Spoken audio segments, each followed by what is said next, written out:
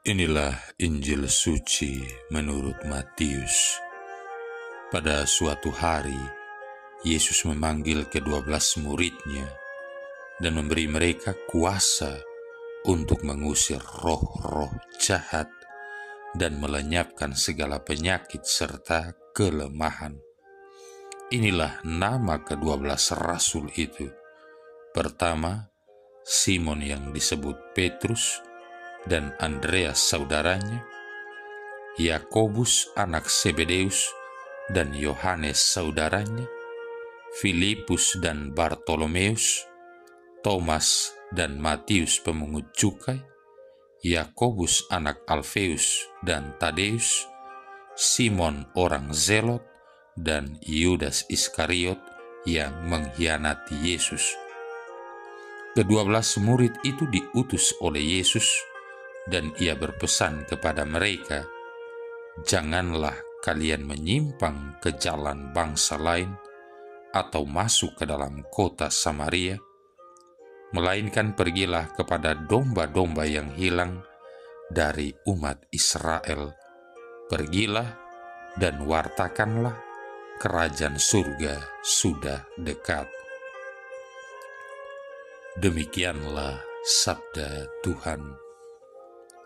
Saudara-saudari yang terkasih, kita dapat membayangkan betapa hati ke-12 murid yang dipanggil oleh Yesus itu terbakar oleh kegembiraan penuh gairah. Sebenarnya mereka belum lama bersama Yesus, namun Yesus telah memanggil mereka dan memberi kuasa kepada mereka untuk mengusir roh-roh jahat dan untuk menyembuhkan orang-orang dari segala penyakit dan kelemahan. Lihat Matius bab 10 ayat 1. Sungguh suatu keistimewaan luar biasa untuk dapat diberikan peranan sedemikian besar. Akan tetapi ternyata masih banyak yang harus mereka pelajari mengenai arti sesungguhnya menjadi murid Yesus.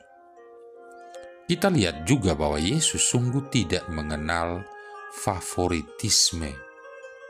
Para rasul yang dipanggilnya berasal dari berbagai macam segmen masyarakat. Ada nelayan, ada pemungut cukai, ada mantan anggota gerakan revolusioner Zelot dari Galilea, dan lain-lain. Pokoknya, Yesus tidak memandang bulu dalam memilih murid atau rasul. Kita bisa membaca buku bagus karangan John Wingards, I Have No Favorites, Jesus Accept Followers Unconditionally, New York and Mawa, Paulis Press, tahun 1992, halaman 208. Saudara-saudari yang terkasih, dalam bab 18 Injilnya, Matius mencatat bahwa para murid bertanya kepada Yesus mengenai siapa di antara mereka yang paling besar dalam kerajaan surga. Matius bab 18 ayat 1. Yesus mengetahui sekali latar belakang dari pertanyaan para murid itu. Mungkin sebelumnya telah terjadi perdebatan di antara para murid dan Yesus pun sadar akan konsekuensi perpecahan di antara mereka.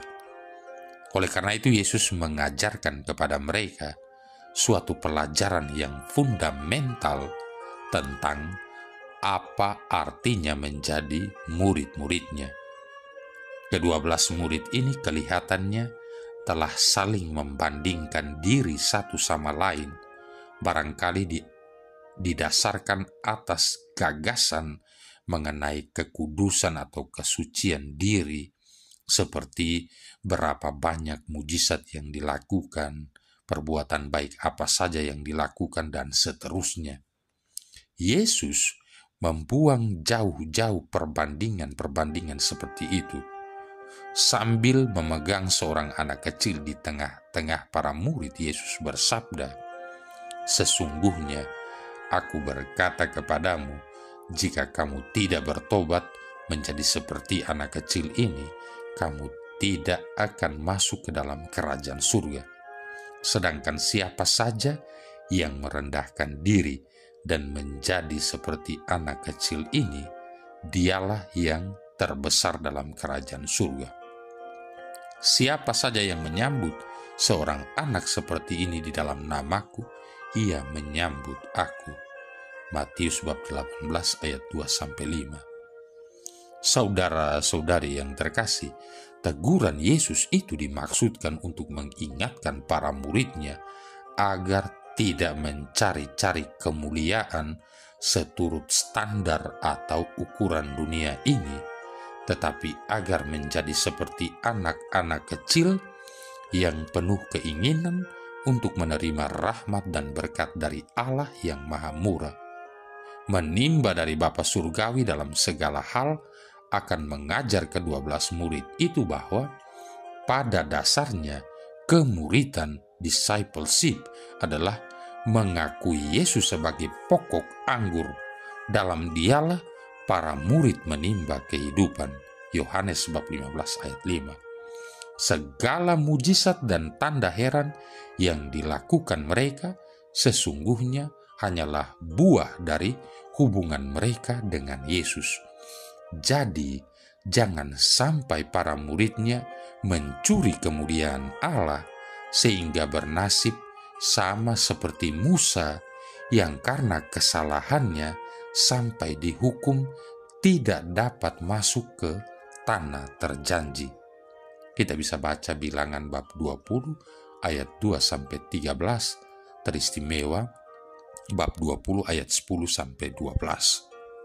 Bukan kuasa Musa yang menghasilkan pancaran air dari bukit batu, melainkan kuasa Yahweh sendiri. Peristiwa di Masa dan Meriba ini, Keluaran bab 17 ayat 1-7, sepantasnya diingat terus oleh para hamba Allah sepanjang masa, para pelayan sabda atau para pewarta mimbar yang hebat-hebat yang nyaris disanjung-sanjung oleh umat. Jangan sampai mereka sendiri tidak diperkenankan untuk sampai ke tanah terjanji surgawi. Oleh karena itu, jangan sampai seorang pun dari kita ini mencuri kemuliaan Yesus. Saudara-saudari yang terkasih, Yesus juga telah membuka jalan bagi kita dan telah memanggil kita masing-masing untuk menjadi murid-muridnya, apapun latar belakang kehidupan dan profesi kita. Yesus tidak lagi menyapa kita sebagai orang asing, akan tetapi sahabat dan saudara-saudari. Kepada kita masing-masing, Yesus telah memberikan hak istimewa untuk mengenal Dia secara pribadi. Kepada kita masing-masing, Ia telah memberikan anugerah-anugerah unik untuk membangun gerejanya di atas muka bumi ini. Misalnya, karunia untuk menyembuhkan orang sakit dan lain sebagainya.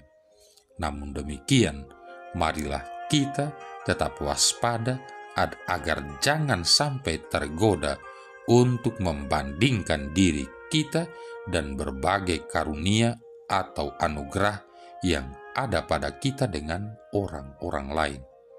Marilah kita menolak kesombongan yang meletakkan diri kita pada tempat yang lebih tinggi daripada orang-orang lain di sekitar kita, yang hanya akan menyebabkan timbulnya kecurigaan dan perpecahan. Martabat kita tidak terletak pada berbagai kemampuan kita, tetapi dalam kenyataan bahwa Yesus telah memanggil kita dengan nama kita masing-masing. Marilah berdoa.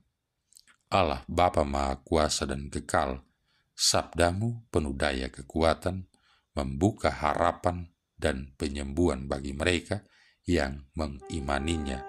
Kami mohon, buatlah subur dalam diri kami bagaikan padi di tanah yang menjadi rejeki bagi orang banyak. dengan pengantaran Yesus Kristus Putramu Tuhan kami, yang bersama dengan Dikau dalam persatuan Roh Kudus hidup dan berkuasa, satu Allah sepanjang segala masa. Tuhan memberkati kita sekalian, Bapa, Putra, dan Roh Kudus.